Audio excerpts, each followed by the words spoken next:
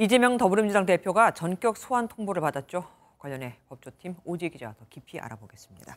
오 기자, 검찰이 연이어 위례 신도시 개발 사업과 관련해서 압수수색을 했습니다. 검찰이 이 대표에게 검찰 출석을 통보한 것도 이와 관련된 겁니까? 그렇지 않습니다. 이 대표에게 검찰 출석을 요구하면서 밝힌 혐의는 공직선거법 위반입니다. 지난 대선 때 허위 사실을 공표했다는 건데요. 대선 때 고발된 사건들은 재판에 넘길 수 있는 시간이 있습니다. 그 공소시효가 바로 오는 9일이라 막판 속도를 내는 걸로 볼 수 있을 것 같습니다.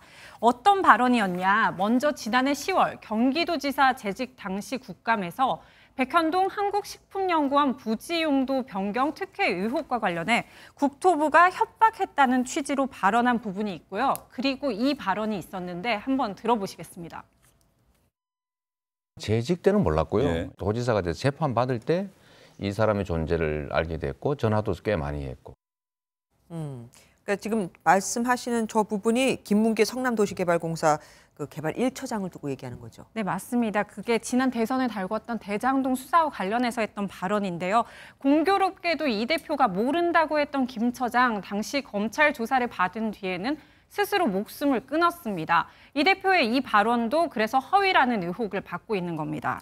검찰 입장에서는 그래도 현직 야당 대표인데 허위 사실 공표를 이렇게 소환하는 게 부담스럽지 않을까요? 네, 그래서 살짝 배려한 부분도 있는 것 같습니다. 사건은 각각 중앙지검과 수원지검 성남지청에서 이렇게 담당을 하는데 하루에 2가지를 조사하려면 한 분이 와야겠죠. 그래서 성남지청 담당 검사가 서초동으로 출장을 나옵니다. 그래도 법조계에서는 검찰이 강한 반발 속에 소환 조사를 한 뒤에 무혐의 처리할 가능성은 매우 낮다면서 만약 무혐의 처리할 사건이었다면 조용하게 서면 조사로 진행했을 가능성이 크다. 이런 해석도 나오고 있습니다.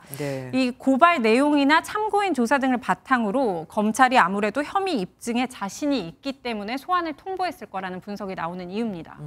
그런데 이 대표가 소환 통보를 받은 걸 민주당이 먼저 발표했습니다. 뭐 정치적인 의도가 다분히 있겠죠? 네, 맞습니다. 그때 배우자 김혜경 씨 경찰 출석건 때도 이랬었죠. 맞아요. 네, 사실 이 대표의 사법 리스크는 당대표 경선 과정에서도 꾸준히 제기됐던 겁니다.